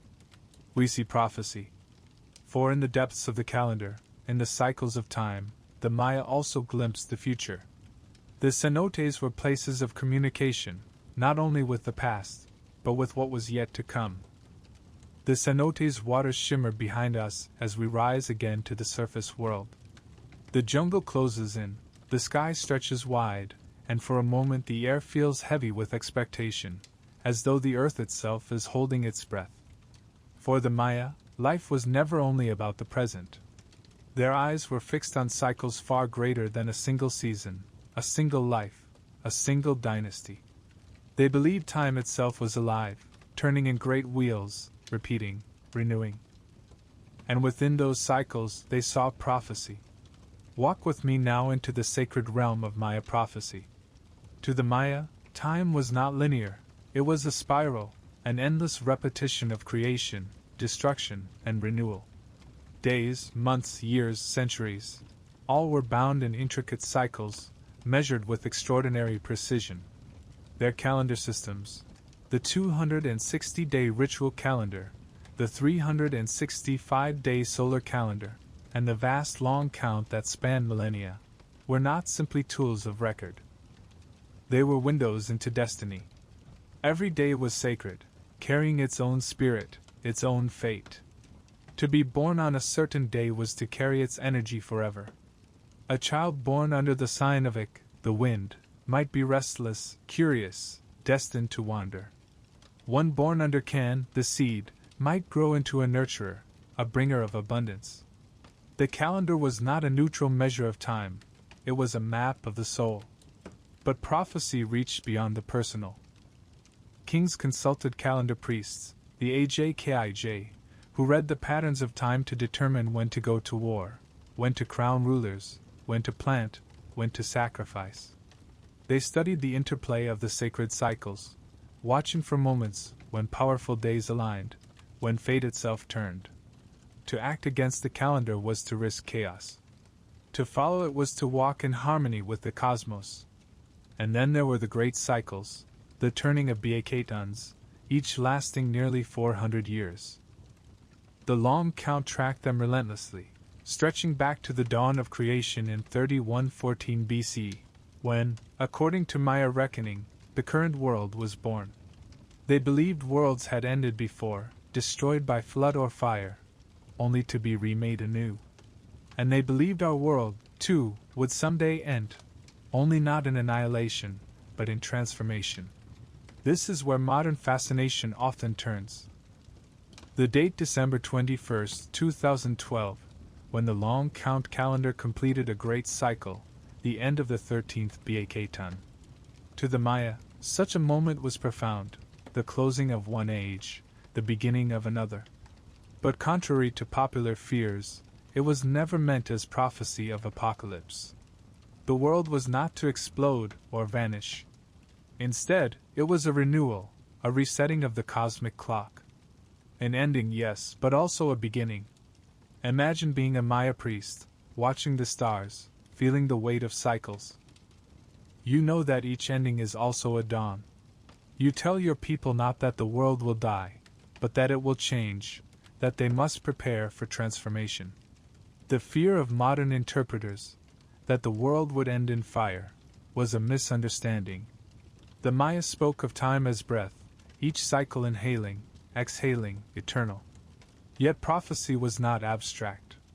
It was lived, inscribed on stelae, sung in chants, whispered in ceremonies. The Chilam Balam, books written in the colonial period but preserving ancient traditions, speak of future visions, of droughts, wars, famines, and renewals. They describe cotton cycles, each lasting about 20 years, and the fates they carried.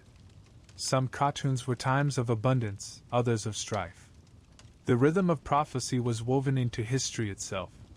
And always, prophecy was tied to the gods. The maize god, who dies and is reborn, reflected the endless renewal of life. The hero twins, who triumphed over death, embodied the promise of transformation. To live was to participate in prophecy, to enact myths that would repeat again and again. Pause here with me, under the night sky. Look upward. The stars glitter, the Milky Way stretches like a white river across the dark. To the Maya, this was the road of souls, the path first walked by the hero twins. Imagine the priest pointing to Venus, calculating its next rise, its alignment with the moon, the sun. He tells you what will come, not because he guesses, but because the cycles speak it. You feel in your bones the certainty. Time is not chaos. It is order. It is destiny. Even today, among Maya communities, calendar priests still practice the art of divination. They light candles, scatter maize kernels, burn copal, and read the days. They tell those who come to them what the calendar says of their path, their trials, their strengths. The prophecies live on, not as relics, but as living guides. And in this endurance lies something extraordinary. For while conquistadors burned codices, while centuries of silence fell, the cycles of time continued. The 2012 turning drew the world's attention, but for the Maya, it was one more breath in the eternal spiral. The real prophecy is not about destruction, it is about survival. That even in collapse, even in conquest, the people of maize endure. So let us take one last step together. Out of prophecy into legacy. For the Maya are not only of the past. They walk among us still, in villages, in markets, in languages spoken, in rituals performed. Their temples may be ruins, their codices few, but their spirit is alive. The stars fade into dawn, and with them the voices of prophecy soften. We return to the path, our feet brushing against the damp leaves, the jungle awakening with the cries of birds. And here, in the quiet of morning, the past and present touch. For though the pyramids stand in ruin, though the ancient dynasties have fallen, the Maya are not gone. Their legacy breathes still, in people, in language, in ritual, in the living heartbeat of their descendants. Walk with me now, not into ruins, but into villages alive with the rhythms of daily life. In the highlands of Guatemala, smoke rises from clay stoves where women pat out tortillas, the sacred maize still at the center of every meal. In Yucatan, families tend to milpas, fields of maize, beans, and squash, just as their ancestors did for millennia. In Belize and Honduras, Maya farmers plant and harvest in cycles guided by tradition, consulting rituals and prayers before sowing seed. To eat maize, to plant it, to bless it, is not just survival, it is identity. For the Maya believe humanity itself was created from maize dough, their flesh made of corn. Every meal is a reminder of origin. Their languages endure, too. More than 30 distinct Maya languages are still spoken today: Kich, Yucatec, Keki, Kakshakal, Mam, and many more. Each carries echoes of ancient thought, of rhythms older than conquest. In these words are prayers, lullabies, stories of gods and ancestors. To hear them spoken in markets, schools, homes is to hear the voices of millennia refusing silence. Rituals, too, survive. In mountain towns, shamans still gather at stone altars, offering candles, flowers, and liquor to spirits. They burn copal resin, just as their ancestors did, the smoke curling upward as bridge between worlds. In caves, ceremonies are held to honor rain gods, to ask for fertility of land and womb. Christian saints share space with ancient deities, their images layered in syncretism. The Virgin Mary is honored as Nine Chel, Christ as the maize god. Outwardly, the symbols are new. Inwardly, the spirit remains old. Even the calendar lives on. Among the Kich and others, the keepers still count the 260-day cycle, guiding communities through prophecy and ritual. Birthdays are read in the sacred calendar, offerings made to mark each day's spirit. Time continues to breathe as the Maya always knew it did, in cycles, in patterns, in sacred rhythm. Pause here in a modern Maya village. The houses are humble, the streets dusty, yet listen. Children laugh in a tongue older than Spanish. A grandmother tells a story of the hero twins to a circle of grandchildren. In the plaza, a festival begins, men dressed as jaguars, women carrying flowers, drums pounding, marimbas ringing. It feels timeless. It feels eternal. But legacy is not only tradition. It is also resistance. The Maya have endured centuries of hardship, colonial exploitation, forced labor, land loss, civil wars, discrimination. In the late 20th century, Guatemala's civil war scarred Maya communities deeply, with violence that targeted their identity itself. Yet through it all, the Maya endured. Their languages were spoken in secret when schools forbade them. Their rituals were practiced quietly when churches condemned them. Their stories were whispered in kitchens, carried in lullabies, never forgotten. Today, there is renewal. Maya intellectuals, activists, and spiritual leaders are reclaiming heritage, teaching languages, reviving ceremonies, guiding communities with ancestral wisdom. Festivals draw thousands to sacred sites, where prayers to the old gods are spoken again beneath pyramids. The world watches with new respect, seeking the wisdom of a people who survived conquest, collapse, and centuries of silence. And there is something more. A lesson. The Maya teach us that civilizations are not only stones and monuments, but people, breath, memory. Their pyramids may fall, their codices may burn, but their essence endures in the living. Theirs is not a vanished world, it is a world transformed, a legacy alive in every child who speaks a Maya word, every hand that plants maize, every voice that chants to the rising sun. Stand here with me one last time, in the ruins and the village, the past and the present together. Hear the jungle, the market, the prayer. Smell the copal, the tortillas on the fire, the damp earth after rain. The Maya are here, in every sense, in every breath, in every stone that still remembers. And so, as our journey comes to its end, reflect on what we have seen. The pyramids rising like mountains, the ballgame echoing with cosmic struggle, the sacred cenotes shimmering with offerings, the myths of creation told by firelight, the collapse of kingdoms, the conquest by steel and fire, the prophecies of cycles, the survival of people. All of it still alive, still speaking, still whispering in the jungle. The Maya are not gone. They never were. They walk beside us, through ruins and markets, through stars and stories, through time itself. And so, as the night settles, may these echoes of the past guide you gently into dreams.